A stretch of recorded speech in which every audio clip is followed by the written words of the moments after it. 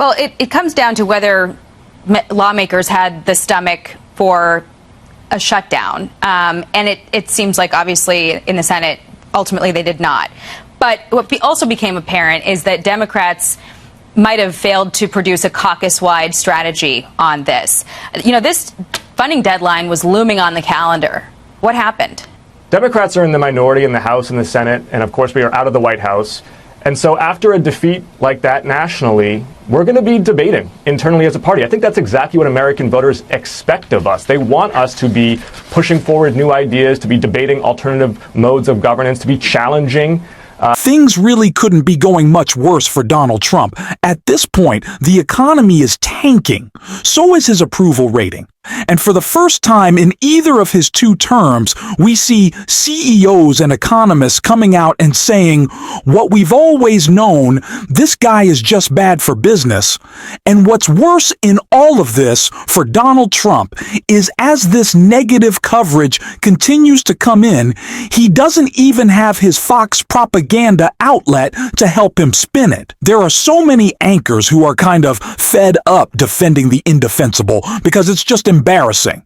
And embarrassing is the perfect description of what happened when a Fox anchor did try to defend Donald Trump this morning and was confronted by Democratic Congressman Jake Oesch, CLA, who absolutely wiped the floor with her calling at Donald Trump's failures and a takedown that we are going to check out. But before we do, if I could quickly ask you to leave a like on this video, and if you haven't already, and you enjoy our channel, to hit that subscribe button. It goes a long way, and it really does mean a lot to me. Now let's take a look at this interview. Joining me now, Massachusetts Democratic Congressman Jake Auchincloss. Thank you, Congressman, for being here this morning. Good morning, Jackie. Thanks for having me on. Good morning.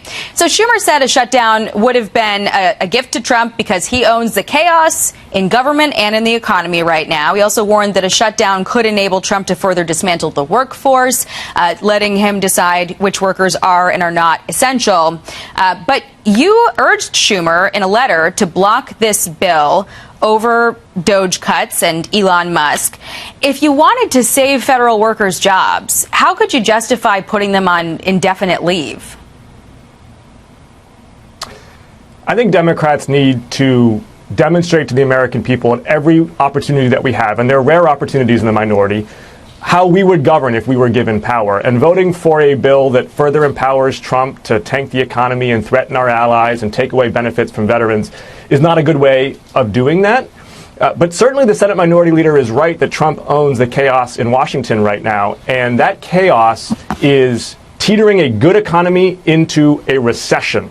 American consumers right now have the highest inflation expectations in years. You got airline CEOs talking about decreased bookings, which is an early indicator of economic health. And nonpartisan experts are pointing out that his tariffs are going to raise costs on Americans by $2,000 every year. That's food, that's home and car insurance, that's clothing. This is a very expensive reality show out of Washington, D.C. right now for the average American. Well, it comes down to whether lawmakers had the stomach for a shutdown. And it seems like, obviously, in the Senate, ultimately they did not. But what also became apparent is that Democrats might have failed to produce a caucus-wide strategy on this. You know, this funding deadline was looming on the calendar. What happened? Democrats are in the minority in the House and the Senate, and of course we are out of the White House. And so after a defeat like that nationally, we're going to be debating internally as a party. I think that's exactly what American voters expect of us. They want us to be pushing forward new ideas, to be debating alternative modes of governance, to be challenging established leaders, because that's what you do when the American voters say that we are choosing the other party. And I think it would be much more concerning, actually, if Democrats were in lockstep behind the agenda that didn't win a voters' confidence in November. At the same time, Republicans have the power in the House, the Senate, and the White House, and American voters expect them to be capable stewards of the economy. And that's not what we are seeing right now. What we are seeing is chaos and corruption out of Washington, D.C., an increased federal deficit, despite claims from Doge, and increased costs on consumers. Well, that debate is certainly happening. Pelosi urged Senate Democrats to vote against their leader. And then Hakeem Jeffries did not defend Schumer when it was all over. Listen to this. Is it time for new leadership in the Senate? Next question. Have you lost confidence in him, the fact that you guys see this so differently? Next question. Some of your colleagues are reportedly urging Alexandria Ocasio-Cortez to primary Schumer over this. Should she? I'm less interested in candidates and people and more interested in ideas. Democrats need big and bold ideas about how we're going to lower costs for Americans by building more housing, by taking on the health insurance corporations. We need big ideas about how we're going to end the corruption in Washington, D.C. that's been on full display for the last 3 months.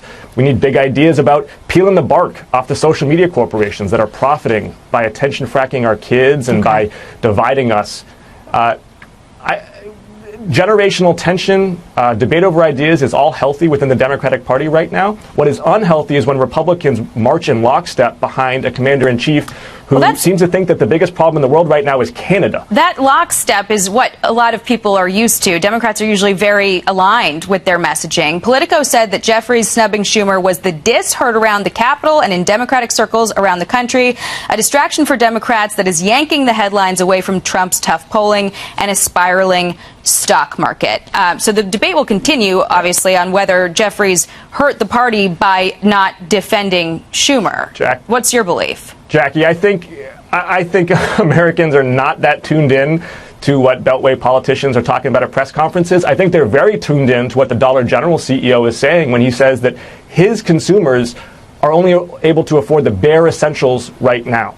This economy is inflationary right now. We are seeing spikes in home insurance, in car insurance, in utility bills, in food bills, in the cost to buy a new automobile. And you know what the Republicans' response to this is? Their response to this is, well, get ready for a rocky ride. And by the way, we're going to give tax cuts to the top 20% of earners in this country and pay for it by taking away health care from people who need health care. By taking away health care from kids who need it for primary care, from seniors who need it from at-home care, from people struggling with opioid use disorder. This is not going to scrub with the American people, and Republicans are responding by avoiding town halls so they don't have to take the tough questions. But your party right now does not have a unified message or messenger. And there's obviously the debate we're talking about is which direction the party goes in.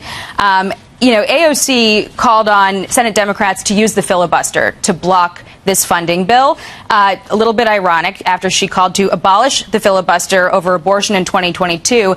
In fact, 30 Senate Democrats who used the filibuster on Friday to block this funding bill previously voted to override the filibuster. 7 more campaigned to abolish it.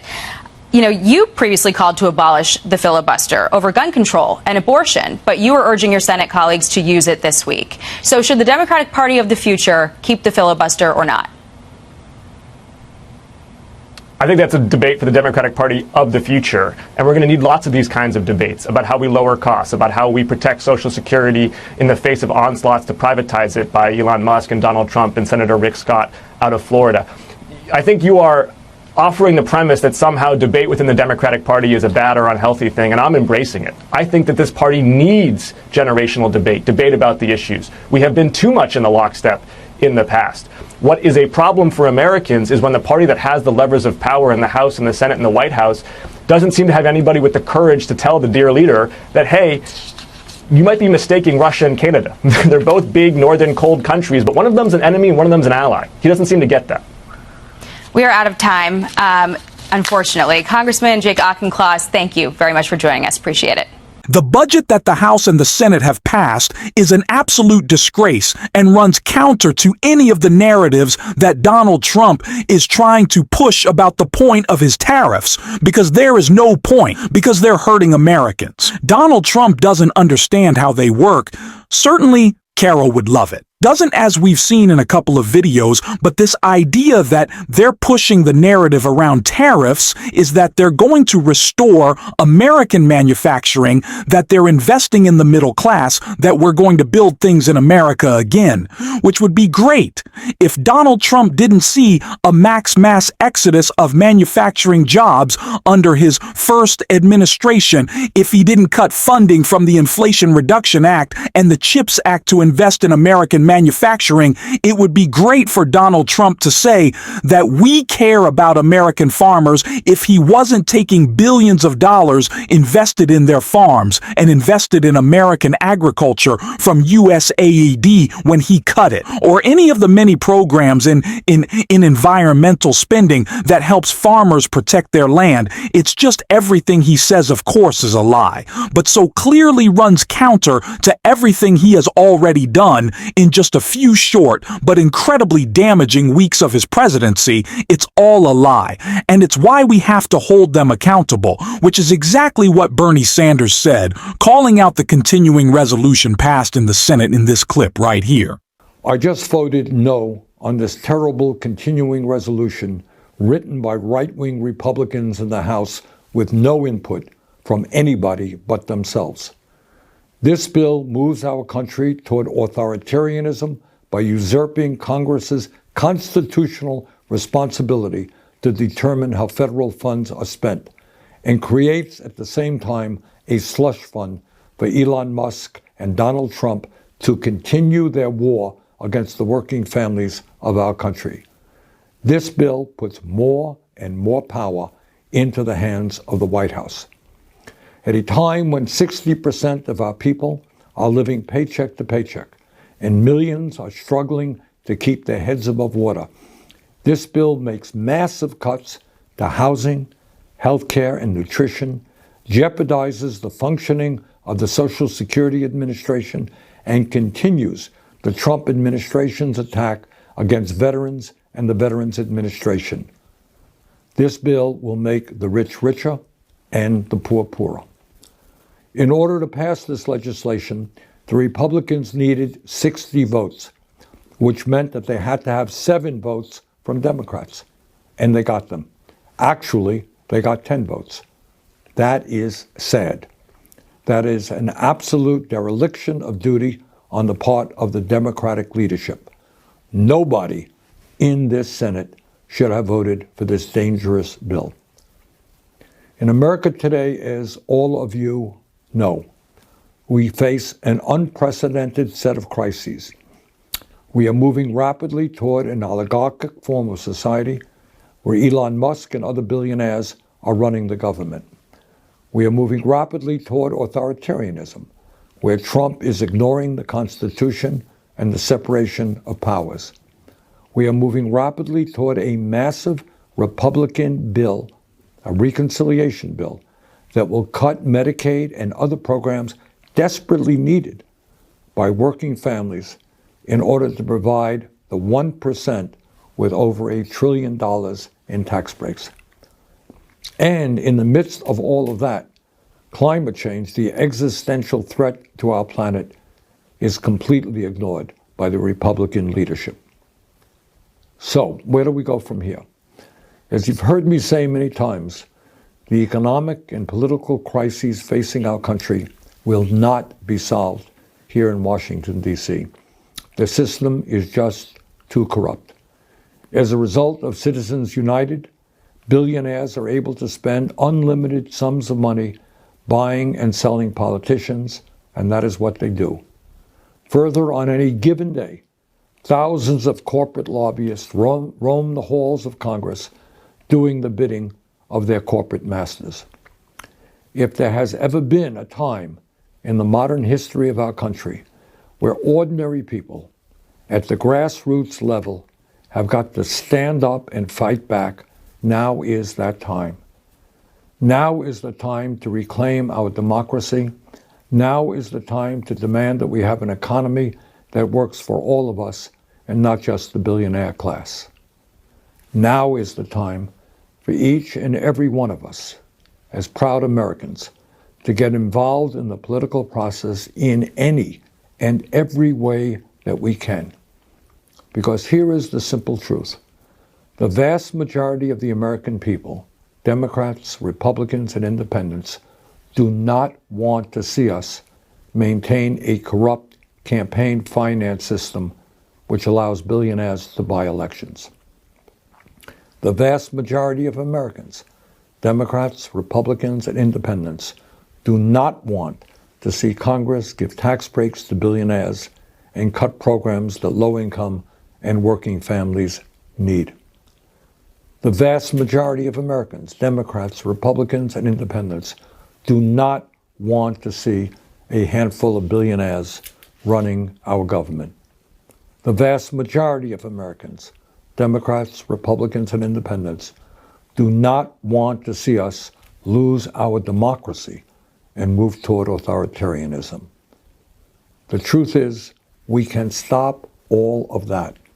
We can create a government that works for all of us and not just the few. But as evidenced today, it ain't going to happen here in Washington. It's going to happen out in your community. Everything Trump does is to serve his billionaire buddies. We know that it's clear, and it is our job to call it out. And we are certainly going to on the show every single day. And if you want to support that, as always, you can hit that subscribe button. You can leave a like on this video. And if you stuck around to the end, you can drop a blue heart in the comments. And until next time, I'll see you soon.